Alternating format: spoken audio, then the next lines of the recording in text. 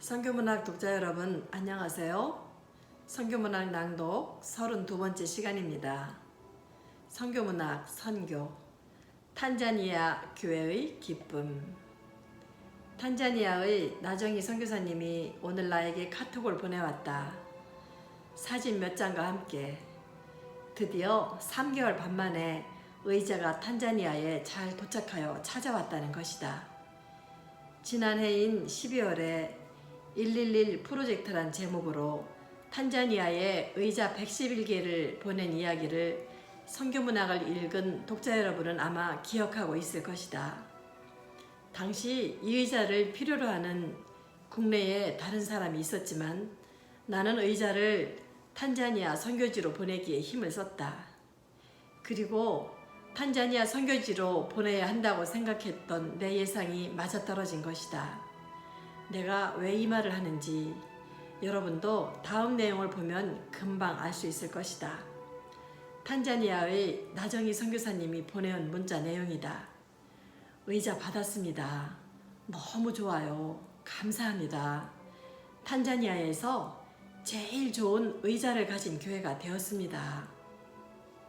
국내에서는 어디로 중고의자를 보내준들 이런 감격스러운 고백을 들을 수 있었을까? 그런데 물자가 너무도 귀한 선교지 탄자니아에선 접이식 세미나 의자는 최고급 의자인 것이다. 나정희 선교사님의 기쁨의 고백인 탄자니아에서 제일 좋은 의자를 가진 교회가 되었다는 말이 주는 의미는 내게는 단순한 기쁨 그 이상의 감격이고 감동이었다.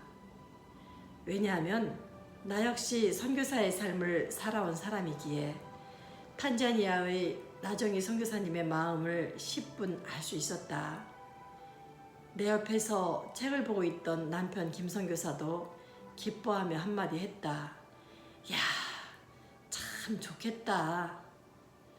나정희 선교사님이 찍어서 보내온 몇 장의 사진들을 보면서 남편과 나는 더욱 감동이 되었다. 먼저 넓은 예배당에 일렬로 잘 정리해서 놓여있는 꽉 차 보이는 의자 사진이다. 그 의자들을 보고만 있어도 참 뿌듯해 보였다. 다음 사진은 그 의자에 앉아있는 탄자니아 학생들의 검은 머리 뒷모습이다. 검고 동글동글하게 보이는 학생들의 머리가 밝은 다홍색 의자 위로 보이는 사진이다. 밝은색 다홍색 의자 위에 검은 공처럼 보이는 학생들의 머리가 참 재미있어 보였다. 그리고 다음 사진은 한국에서 간 그 의자에 앉아서 그림 성경을 보며 밝게 웃고 있는 탄자니아 어린이들의 즐거워하는 모습을 찍은 사진이다. 동서를 막론하고 어린이들의 웃음은 천진난만하고 사랑스럽다. 그리고 마지막 사진은 탄자니아 교회 성도들의 예배 드리는 뒷모습을 찍은 사진이다. 나는 탄자니아의 교회에 가보지는 않았지만 튼튼하고 좋은 의자에 앉아서 예배 드리면서 탄자니아 교회 성도들이 얼마나 기뻐했을지 훤히 눈에 보이는 듯 했다. 무엇보다도 무슬림 학생을 전도하는 학생 전도 사역을 많이 하는 나정희 선교사님 부부에게 이 의자 111개는 아주 요긴한 교육용 의자로 쓰임받을 것이 틀림없었다. 그래서 나는 더욱 기뻤다. 오래전에 은퇴한 후 아프리카로 가서 유치원 사역을 시작한 온누리교회의 권사이셨던 평신도 선교사님의 이야기를 들은 적이 있다. 물자가 귀한 아프리카에서는 한국에서 가져간 유치원복과 예쁜 유치원 가방은 단연 인기 최고였었다고 한다. 아프리카 어린이들에게는 마냥 신기해 보이는 예쁜 노란 유치원 가방을 얻고 싶어서 아이들이 떼를 지어 몰려와서 유치원 정원이 금방 다 차버리더라는 이야기를 들었던 기억이 난다. 이와 같이 탄자니아 교회에도 탄자니아에서 제일 좋은 의자를 갖춘 이 교회에 와서 한번 앉아보고 싶어서 탄자니아 어른들은 물론이고 청년들과 청소년들이 그리고 어린이들이 몰려올지 누가 알겠는가? 나는 조금 수고하고 이 큰 기쁨을 누릴 수 있어서 하나님께 무척 감사하였다. 그런 내 마음을 이미 훤히 알고 있다는 듯이 하나님은 나에게 그러시는 것 같았다. 통로의 삶은 원래 그런 거야. 너는 말 그대로 통로만 되어주면 되는 거야. 축복을 주는 일은 내가 한다. 아, 그렇구나. 나는 그저 하나님께서 통로가 필요하다고 하실 때 그냥 통로가 되면 되는구나. 그렇다면 나는 일생 동안 주님의 통로가 되리라. 주님이 사람들에게 축복을 나누어주는 통로가 필요하다고 하실 때 나는 그냥 순종하여 통로가 되어드려야겠다. 그러고 보니 최근에 들어온 물건들이 생각이 났다. 우리 집 베란다에 잔뜩 쌓여있는 옷들도 나누어 주어야 한다.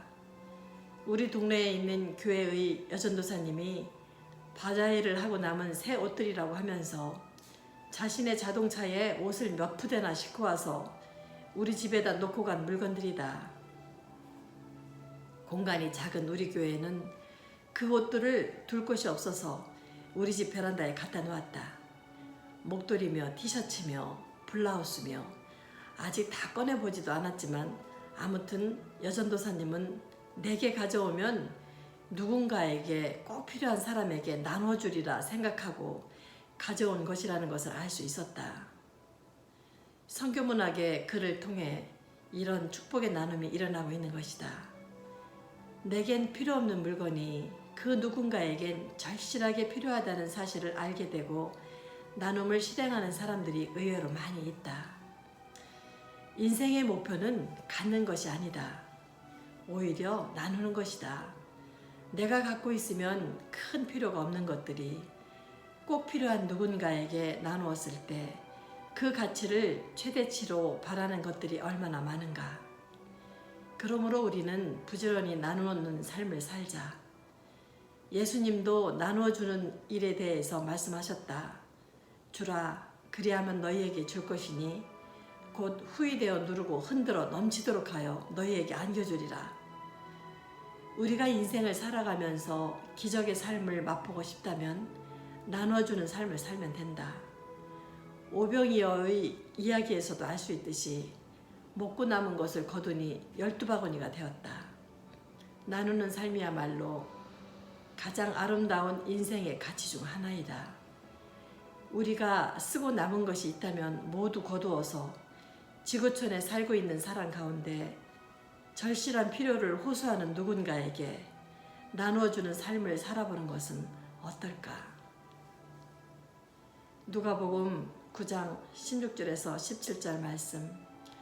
예수께서 떡 5개와 물고기 2마리를 가지사 하늘을 우러러 축사하시고 떼어 제자들에게 주어 무리에게 나누어 주게 하시니 먹고 다 배불렀더라. 그 남은 조각을 12바구니에 거두니라. 누가복음 9장 16절에서 17절 말씀. 성경문학 낭독 32번째 시간이었습니다. 이제 저는 33번째 시간에 여러분을 찾아뵙겠습니다. 독자 여러분, 안녕히 계세요.